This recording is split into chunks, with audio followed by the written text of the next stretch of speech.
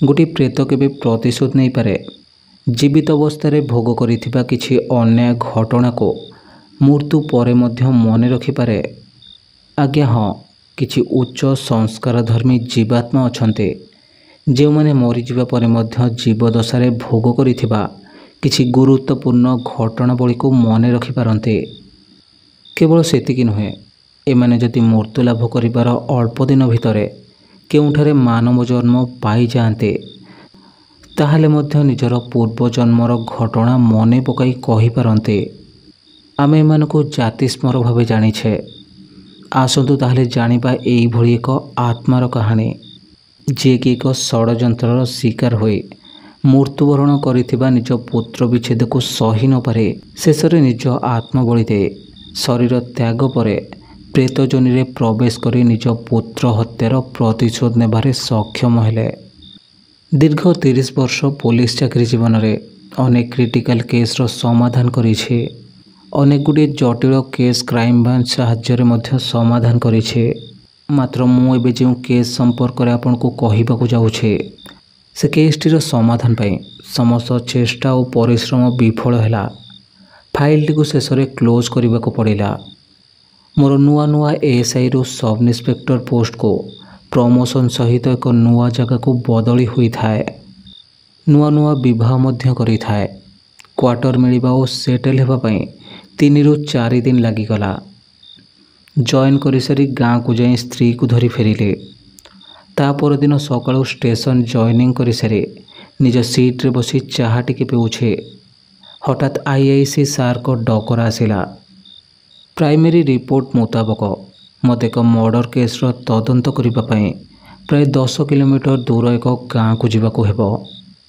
थाना रे गोटे भ्यान थिबारो मु जने कनेस्टेबल को सांगरे नहीं बाइक रे बाहरिले। ग्रामटीर ना गोविंदपुर। ग्राम रे 150 पाखापाखि परिवार बास करते। अधिकांश परिवार खंडायत अटंते। घटनास्थल रे सेठाकार ग्रामरक्षी और जड़े होमगार्ड पूर्वर उपस्थित थिले। स्पॉट रे पहुँची देखिले जड़े युवक निज बेकरे दौड़ी लगाई आत्महत्या करिछे। आखपाखरे किछि कौतूहली ग्रामवासी उपस्थित थिले। पुलिस फोटोग्राफर आसी ता काम करिबा भितरे मु 2 जण ग्रामवासी सहित कथा हेबाकु चेष्टा कली। आमको देखि सेमाने यथासंभव दूरता रक्षा करुथिले। शेषरे ग्रामरक्षी सहायतारे 2 जण ग्रामवासी ठारू सूचना मिलिला कि युवकटी स्थानीय मंदिरर पूजकों एकमात्र पुत्र। नाम प्रदीप। पूजकों नाम गणनाथ शर्मा और से एठाकार स्थायी बासिंदा नुहते। बाहर आसी एठारे रही ग्रामवासी सहमति रे स्थानीय काली मंदिर रे पूजक भाव में नियोजित अछंते। स्थानीय अंचल रे पंडित भाव में जनाशुना। पंडितों परिवार बोइले एकमात्र पुत्र स्त्रींकर बहुत पूर्वर स्वर्गवास हो सारी। घटनाटी एक प्रेमजनित व्यापार हो पारे। याठारु अधिक किछि तथ्य मिल पारिला नाही। सबको पोस्टमार्टम करने को पठाई सारे आखपाख अंचल बुली देखिले सेठारु प्राय 100 मीटर दूर रे 2टी विदेशी मद बोतल, किछि प्लास्टिक ग्लास और किछि सिगरेटर दर पोड़ा अंश पड़िथिला। एथि सहित धस्ताधस्ती जनित चिन्ह मध्य देखा जाउथिला। परिस्थितिर एक मोटामोटी धारणा नहीं थाना को फेरिले। डायरी लिखि सारी सार को केस्र रिपोर्ट दे क्वार्टर को फेरी आसिले। केसटीर विभिन्न पार्श्वर चिंता करिबा परे मोर अनुमान आत्महत्या अपेक्षा हत्या उपरे अधिक केंद्रीभूत हेउथिला। पूर्व कथित मर्डर केसटी एक सुनिश्चित हत्या होइथिले मध्य ताको प्रमाण करिबा कष्टकर थिला। युवकटीर पिता से समय ग्राम रे उपस्थित नथिले। घटनाटी घटिबार 2 दिन पूर्वर से निज ग्राम को जाई एपर्यंत फेरी नथिले। अवश्य तांको पाखको खबर पठा जाइथिला। से फेरिबा मात्रे मते देखा करबाकू ग्रामरक्षी को कहिथिले। एहा मध्यरे आउ किछि नूतन तथ्य सामना को आसीथिला। युवकटी अविवाहित थिला और उच्च शिक्षित थिबा सहित सहर रे कौनसी एक प्राइवेट कंपनी रे चाकरी मध्य करुथिला। एथि सहित ग्रामर सरपंच झियो सहित तार अफेयर मध्य चलीथिला। उक्त प्रेम संपर्क को केंद्र करे ग्राम रे पूर्वर 2 थर पंचायत मध्य बसी सारी थिला। ସରପଞ୍ଚ ଓ ତାଙ୍କର ପରିବାର ଏସବୁକୁ କଡ଼ା ବିରୋଧ କରୁଥିଲେ। ପରଦିନ ଅପରାହ୍ନରେ ନିଜ କ୍ୱାର୍ଟର ବାରଣ୍ଡାରେ ବସି ଚାହା ପିଉଛି। ଗ୍ରାମରକ୍ଷୀ ଉକ୍ତ ଯୁବକଟିର ପିତା ଅର୍ଥାତ୍ ପଣ୍ଡିତଙ୍କୁ ସାଙ୍ଗରେ ଆଣି ମୋ ପାଖକୁ ଆସିଲେ। ବୟସ 50ରୁ 55 ଭିତରେ ହେବ। ଶରୀର ଦୀର୍ଘକାୟ ଓ ଗୌରବର୍ଣ୍ଣ। ପ୍ରଶସ୍ତ କପାଳରେ ଚନ୍ଦନର 3ଟି ରେଖା ମଧ୍ୟରେ ଭୟଭେଦକାରୀ ରକ୍ତ ସିନ୍ଦୁରର ଏକ ଟୋପା। ଧୋତି ଓ ପଞ୍ଜାବୀ ପରିହିତ ଉକ୍ତ ବୃଦ୍ଧଙ୍କୁ ଦେଖିଲେ ମନରେ ଶ୍ରଦ୍ଧା ଓ ଭକ୍ତିଭାବ ସୃଷ୍ଟି ହେଉଥିଲା। ଆଉ ଗୋଟିଏ ଚୌକିର ବ୍ୟବସ୍ଥା କରି ଭଦ୍ରଲୋକଙ୍କୁ ବସିବାକୁ କହିଲେ। ପୁତ୍ର ବିୟୋଗରେ ଗଭୀର ପ୍ରଭାବ ପଡ଼ିଥିଲା ଭଳି ମନେ ହେଉଥିଲା। ତଥାପି ଉକ୍ତ ବ୍ୟକ୍ତି ସଂଯତ ରହି ମୋ ପ୍ରଶ୍ନର ଉତ୍ତର ଦେଉଥିଲେ।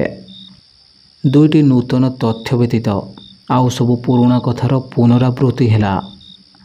ତଥ୍ୟ 2ଟି ହେଉଛି ସରପଞ୍ଚ ଓ ତାଙ୍କ ପରିବାର ତରଫରୁ ବାରମ୍ବାର ହତ୍ୟା ଧମକ ମିଳିବା ଓ ପୁଅର ଆତ୍ମହତ୍ୟା କଲା ଭଳି ମାନସିକତା ନଥିବା।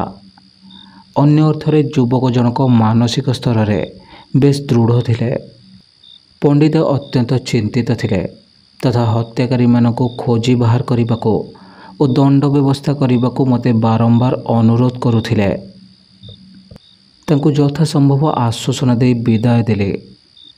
ପୋଷ୍ଟମର୍ଟମ ରିପୋର୍ଟ ଓ ପାରିପାର୍ଶ୍ୱିକ ପ୍ରମାଣକୁ ନେଇ ମର୍ଡର କେସ୍ ରୁଜୁ ହେଲା ଓ ତଦନ୍ତ ଚାଲୁ ରହିଲା। ସରପଞ୍ଚ ଓ ତାଙ୍କର 2 ପୁଅ ତଥା ଗ୍ରାମର ଅନ୍ୟ ଜଣେ ଯୁବକଙ୍କ ନାମରେ ସେକ୍ସନ ଲଗାଇ ଚାର୍ଜସିଟ୍ ପ୍ରୋସିଡ୍ ହେଲା। ମୋଟିଭ୍ କ୍ଲିଅର ଥିଲେ ମଧ୍ୟ ଆହୁରି ପ୍ରମାଣର ଆବଶ୍ୟକତା ଥିଲା। ଅପରାଧୀମାନଙ୍କୁ ପୋଲିସ କଷ୍ଟଡିକୁ ଆଣିବା ପରେ ମଧ୍ୟ ରାଜନୈତିକ ପ୍ରେସର ହେତୁ ବିଶେଷ କିଛି ଲାଭ ହେଲାନି। ଏହା ମଧ୍ୟରେ ମୁଁ ଗୋଟିଏ ଛୋଟିଆ ଗୁଜବ ଶୁଣିବାକୁ ପାଇଲି। ସେହି ଗ୍ରାମର ଗୋଟିଏ ଝିଅ ଦେହରେ ପଣ୍ଡିତଙ୍କର ପୁଅର ଭୂତ ସବାର ହୋଇଛି ଓ ତା ନିଜ ମୃତ୍ୟୁ ବିଷୟରେ ବହୁତ କଥା କହୁଛି। ଏସବୁ ଉପରେ ମୋର ବିଶ୍ୱାସ ନଥିଲେ ମଧ୍ୟ ଘଟଣାଟି ଉପରେ ନଜର ରଖିବାକୁ ଗ୍ରାମରକ୍ଷୀକୁ ନିର୍ଦ୍ଦେଶ ଦେଲି। ଏହା ପରର ଘଟଣାଟି ବେଶ୍ ତାତ୍ପର୍ଯ୍ୟପୂର୍ଣ୍ଣ ଥିଲା। ପଣ୍ଡିତଙ୍କର ତନ୍ତ୍ରବିଦ୍ୟାରେ ଭଲ ଦଖଲ ଥିଲା ଓ ଆଖପାଖ ଅଞ୍ଚଳରେ ଜଣେ ଗୁଣିଆ ଭାବରେ ତାଙ୍କର ପରିଚୟ ମଧ୍ୟ ଥିଲା। ଅତଏବ ପଣ୍ଡିତେ ଭୂତ ଛଡ଼ାଇବା ପାଇଁ ସେଠାକୁ ଗଲେ। ଗ୍ରାମରକ୍ଷୀଙ୍କ କହିବା ଅନୁଯାୟୀ ପ୍ରେତାକାନ୍ତ ଝିଅଟି ପଣ୍ଡିତକୁ ଦେଖିବା ମାତ୍ରେ ନନା ନନା ଡାକି ଗୋଡ଼ ତଳେ ପଡ଼ିଯାଇ କାନ୍ଦିଲା।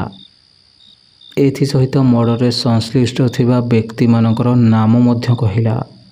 ଏଥର କିନ୍ତୁ ପଣ୍ଡିତେ ପ୍ରେତ ଛଡ଼ାଇବା ପାଇଁ କୌଣସି ଅନୁଷ୍ଠାନ ନ କରି ସେଠାରୁ ଫେରି ଆସିଲେ। ଏହା ପରଠାରୁ ଘଟଣା ଏକ ଭିନ୍ନ ମୋଡ଼ ନେବାର ଜଣାଗଲା।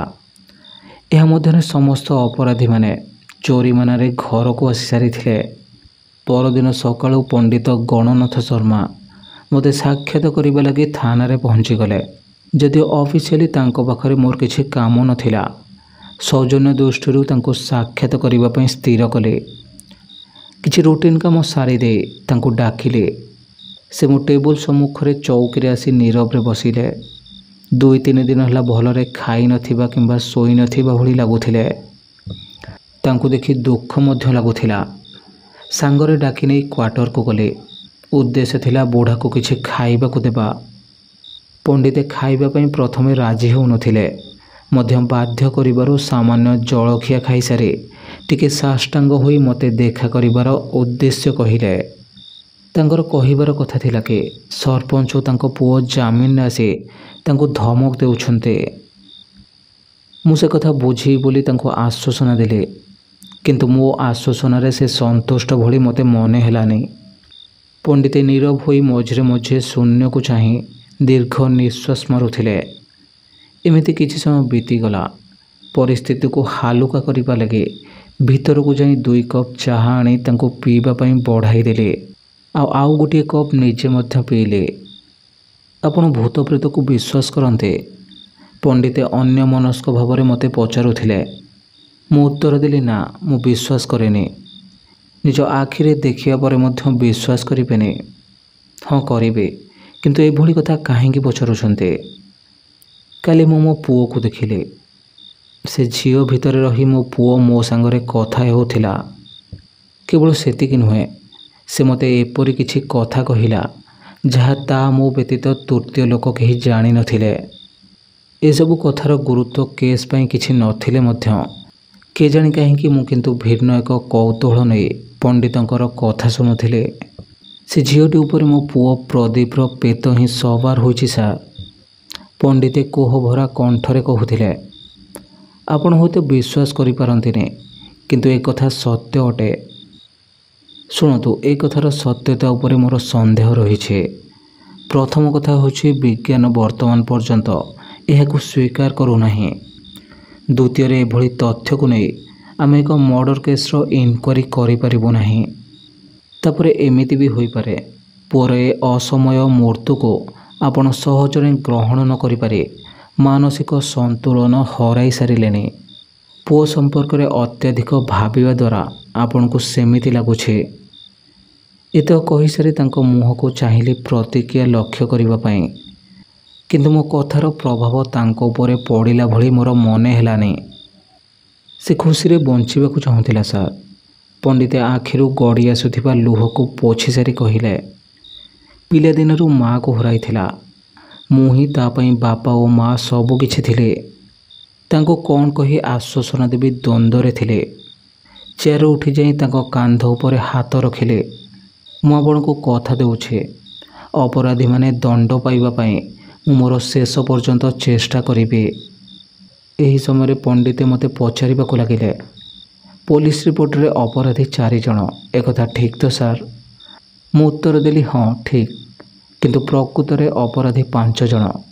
ପଣ୍ଡିତେ ଉଦାସ ସ୍ୱରରେ କହିଲେ, 5 ଜଣ? ଆଉ ଜଣେ ତେବେ କିଏ? ଆପଣ ଖୋଜନ୍ତୁ, କାରଣ ଏହା ଗୋଟିଏ ପ୍ରେତର ବୟାନ।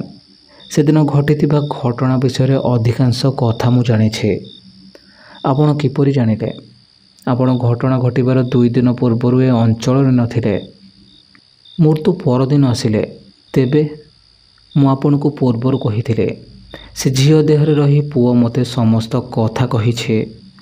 କେବଳ ସେତିକି ନୁହେଁ, ସେଦିନ ରାତିରେ ସରପଞ୍ଚ ଝିଅ ମିତା ପ୍ରଦୀପକୁ ଖବର ଦେଇ ଡାକିଛି। ମିତା ନ ଡାକିଥିଲେ ମୋ ପୁଅ ସେ ସ୍ଥାନକୁ କଦାପି ଯାଇନଥାନ୍ତା। ପଣ୍ଡିତେ ଚେୟାର ଛାଡ଼ି ଯିବା ପାଇଁ ଉଠିଲେ। ତାଙ୍କୁ ବିଦାୟ କରିସାରି ଅଫିସ ଆସିଲେ। ପୋଷ୍ଟମର୍ଟମ ରିପୋର୍ଟ ଆସିସାରିଥିଲା। ମୃତ୍ୟୁର ସମୟ ସେଦିନ ରାତି 8ଟାରୁ 9ଟା ମଧ୍ୟରେ। ମୃତ୍ୟୁର କାରଣ ଗଳାରେ ଅତ୍ୟଧିକ ଚାପ ହେତୁ ଶ୍ୱାସରୁଦ୍ଧ ହୋଇ ମୃତ୍ୟୁ ହୋଇଛି। ଲାଶ ଯେଉଁ ଗଛରୁ ମିଳିଥିଲା, ସେ ଗଛଟି ଗ୍ରାମର ମୁଖ୍ୟ ରାସ୍ତାଠାରୁ 50 ଫୁଟ ମଧ୍ୟରେ ଅବସ୍ଥିତ। ରାସ୍ତାରେ ଲୋକ ଚଳାଚଳ ସମ୍ପୂର୍ଣ୍ଣ ବନ୍ଦ ହୋଇନଥିବ। ତେଣୁ ଜଣେ ଆତ୍ମହତ୍ୟା କରିବାକୁ ଚାହୁଁଥିବା ବ୍ୟକ୍ତି କେବେ ବି ଏଭଳି ସ୍ଥାନକୁ ସିଲେକ୍ଟ କରିବ ନାହିଁ। ଆତ୍ମହତ୍ୟା କରିବାକୁ ଚାହୁଁଥିବା ଲୋକମାନଙ୍କ ମଧ୍ୟରୁ ଅଧିକାଂଶ ଗଭୀର ରାତିକୁ ଉପଯୁକ୍ତ ମନେ କରନ୍ତି। ଏହାର ଅର୍ଥ ହୋଇପାରେ, ପ୍ରଦୀପକୁ ଅନ୍ୟ କେଉଁଠାରେ ହତ୍ୟା କରାଯାଇ ଗଭୀର ରାତିରେ ଏଠାକୁ ଆଣି ଆତ୍ମହତ୍ୟାର ରୂପ ଦେବା ପାଇଁ ଚେଷ୍ଟା କରାଯାଇଛି। ପଣ୍ଡିତଙ୍କ କଥା ଅନୁଯାୟୀ ଏ ପଞ୍ଚମ ବ୍ୟକ୍ତିଟି କିଏ ହୋଇପାରେ?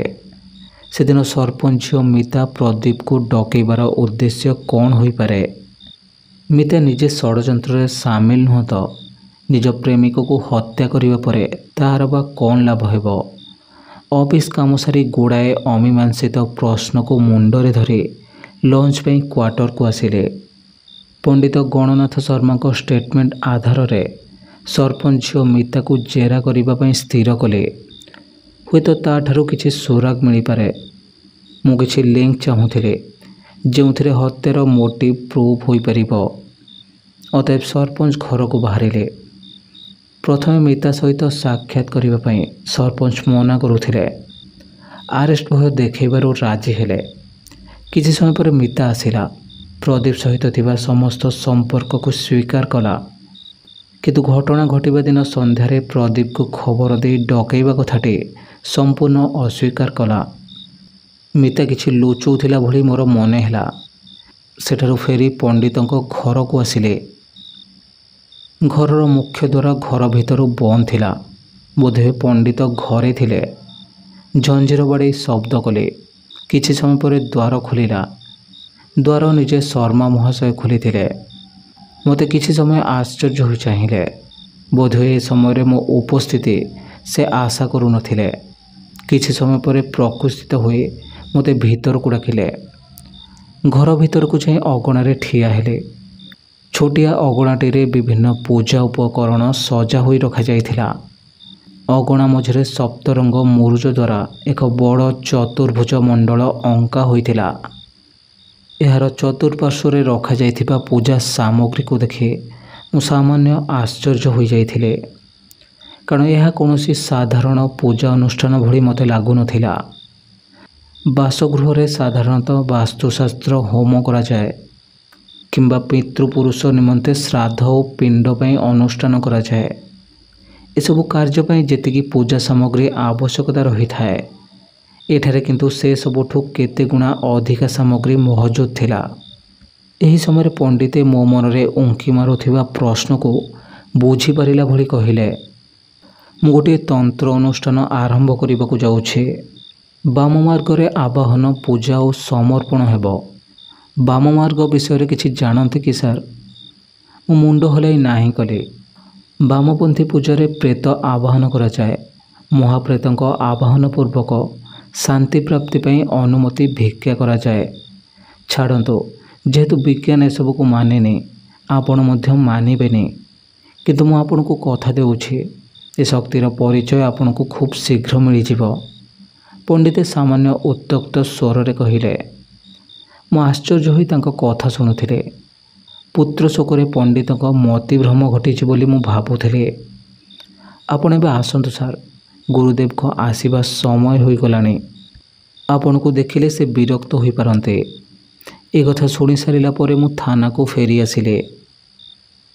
ଗୁରୁଦେବଙ୍କୁ ସାକ୍ଷାତ କରିବାର ଇଚ୍ଛା ଥିଲା। କେଉଁଭଳି ବ୍ୟକ୍ତି ପଣ୍ଡିତଙ୍କ ଗୁରୁ ହୋଇପାରନ୍ତି ଜାଣିବା ପାଇଁ କୌତୂହଳ ଥିଲା। ସେଦିନ ସନ୍ଧ୍ୟାବେଳେ ମୋର ଡ୍ୟୁଟି ଅଫ୍ ଥିଲା। ସିଭିଲ୍ ଡ୍ରେସ୍ରେ ଥାଇ ଗୋଟିଏ ରାଉଣ୍ଡ ରୁଟିନ୍ ପେଟ୍ରୋଲିଂ ସାରି ଦେଇ କ୍ୱାର୍ଟରକୁ ଫେରିଲି। ଖରାଦିନ ହେତୁ ପ୍ରବଳ ଗରମ ଅନୁଭୂତ ହେଉଥିଲା। ମୋ ଘର ସମ୍ମୁଖରେ ଗୋଟିଏ ବଡ଼ ଆମ୍ବ ଗଛ ଥିଲା। ଗଛ ତଳେ ବସିଲେ ଦେହରେ ଟିକେ ଥଣ୍ଡା ପବନ ବାଜି ଆରାମ ଲାଗେ। ସେଦିନ ମଧ୍ୟ ଚା କପ୍ ଧରି ଗଛ ତଳକୁ ଆସି ଚୌକିରେ ବସିଲେ। ମନେ ମନେ ସେ ଗାଁର ଗ୍ରାମରକ୍ଷୀ ମଦନକୁ ଖୋଜୁଥିଲେ। ମୋର ଧାରଣା ହେଉଥିଲା କି ମଦନ ଏ ବିଷୟରେ କିଛି ଖବର ଦେଇପାରିବ। ଜଣେ ହୋମଗାର୍ଡ଼କୁ ପଠାଇ ମଦନକୁ ଡାକିଲେ। କିଛି ସମୟ ପରେ ମଦନ ଆସିଲା। ମୁଁ ମଦନକୁ ପଚାରିଲି, ପଣ୍ଡିତଙ୍କର ଜଣେ କେହି ଗୁରୁ ଅଛନ୍ତି, ତୁମେ ଜାଣିଛ? ଆଜ୍ଞା ସାର୍, ଜାଣିଛି। ଖାଲି ମୁଁ ନୁହେଁ, ଗାଁର ଅଧିକାଂଶ ଲୋକେ ଜାଣନ୍ତି। କ'ଣ ଜାଣନ୍ତି କୁହ? ପଣ୍ଡିତଙ୍କ ଗୁରୁ ଜଣେ ବଡ଼ ତାନ୍ତ୍ରିକ। ଆମେ ଯାହାକୁ କୁଣିଆ, କାପାଳିକ ଇତ୍ୟାଦି କହୁ। ମଝିରେ ମଝିରେ ମା କାଳୀଙ୍କ ମନ୍ଦିରକୁ ପୂଜା କରିବା ଲାଗି ଆସନ୍ତି। ତାଙ୍କୁ ଦେଖିଲେ ଭୟ ଲାଗେ, ତେଣୁ ଆମେ ତାଙ୍କଠାରୁ ଦୂରେଇକି ରହୁ। ଏଠାକୁ ଆସିଲେ କେତେ ଦିନ ରୁହନ୍ତି ଓ ଏଠାରୁ କୁଆଡ଼େ ଯାଆନ୍ତି ଏ ବିଷୟରେ କେହି କିଛି ଜାଣନ୍ତିନି। ପ୍ରଥମ ଥର ଆସିଲେ ଆମେ ତାକୁ 3-4 ଦିନ ପର୍ଯ୍ୟନ୍ତ ଦେଖୁ, କିନ୍ତୁ ଏଠାରୁ ସେ କୁଆଡ଼େ ଯାଆନ୍ତି ଆମକୁ କିଛି ବି ଜଣା ନାହିଁ। ଆଚ୍ଛା ଠିକ୍ ଅଛି, ତୁମେ ଏବେ ଯାଅ। ଆଜି ଗୁରୁଦେବ ଆସିବେ। ତୁମେ ଟିକେ ନଜର ରଖ। ଯଦି କ'ଣ ଅସ୍ୱାଭାବିକ ଦେଖିଲ କି ଜାଣିଲ, ମୋତେ ତୁରନ୍ତ ଇନଫର୍ମ କରିବ। ଆଜ୍ଞା କହି ମଦନ ଚାଲିଗଲା। ଏହାପରେ 2 ଦିନ ବିତିଗଲା। ସେପରି କୌଣସି ବିଶେଷ ସୂଚନା ନାହିଁ। ଦୀପକ ମର୍ଡ଼ର କେସ୍ର ଅପରାଧୀମାନଙ୍କୁ ଦଣ୍ଡ ଦେଲା ଭଳି କୌଣସି ଶକ୍ତିଶାଳୀ ପ୍ରମାଣ ପୋଲିସ ପାଖକୁ ଆସୁନି। ମନରେ ପଣ୍ଡିତଙ୍କ ପ୍ରତି ଦୟା ଆସୁଥିଲା। ଜଣେ ନିଷ୍ଠାପର ପୂଜକ ଓ ଜ୍ଞାନୀ ବ୍ୟକ୍ତିଙ୍କ ଶେଷ ଜୀବନ ଏଭଳି ଭାବରେ କଟିଯିବ ଭାବିଲେ ଅତ୍ୟନ୍ତ ଦୁଃଖ ଲାଗୁଥିଲା।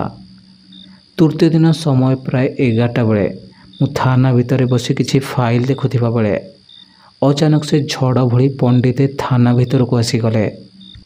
ସିଧା ମୋ ଟେବୁଲ ନିକଟକୁ ଆସି କହିଲେ, ସାର୍, ଆପଣ ସାଙ୍ଗରେ କିଛି ଜରୁରୀ କଥା ହେବାର ଅଛି। କ'ଣ କୁହନ୍ତୁ? ନାଇଁ ଆଜ୍ଞା, ଏଠାରେ ନୁହେଁ। ଏ କଥା ଶୁଣି ମୁଁ ତାଙ୍କ ମୁହଁକୁ ପ୍ରଶ୍ନୀଳ ଦୃଷ୍ଟିରେ ଚାହିଁଲି।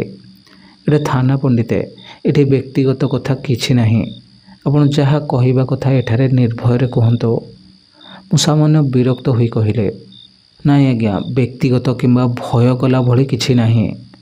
କଥାଟି କ'ଣ କି? ପଣ୍ଡିତେ ନିଜ ମୁହଁକୁ ମୋ କାନ ପାଖକୁ ଆଣି ଯଥାସମ୍ଭବ ସ୍ୱର ନିଚା କରି କହିଲେ, ଏମାନେ ମୋ କଥାକୁ ବିଶ୍ୱାସ ତ କରିବେ ନାହିଁ, ଓଲଟି ଉପହାସ କରିପାରନ୍ତି। ତେଣୁ ଟିକେ ନିରୋଳା ସ୍ଥାନକୁ ଗଲେ ଭଲ ହୁଅନ୍ତା। ଅଗତ୍ୟ ବାଧ୍ୟ ହୋଇ ତାଙ୍କୁ ନିଜ କ୍ୱାର୍ଟରକୁ ନେଇ ଆସିଲେ। ମ୍ୟାଡ଼ାମ୍ ଏବେ ଘରେ ଅଛନ୍ତି ତ? ପଣ୍ଡିତ ଚୌକିରେ ବସିବା ଅବସରରେ ପଚାରିଲେ। ମାନେ? କେଉଁ ମ୍ୟାଡ଼ାମ୍ଙ୍କ କଥା ପଚାରୁଛନ୍ତି? ମ୍ୟାଡ଼ାମ୍ ମାନେ ଆପଣଙ୍କ ପତ୍ନୀ ଏବେ ଘରେ ଅଛନ୍ତି ତ?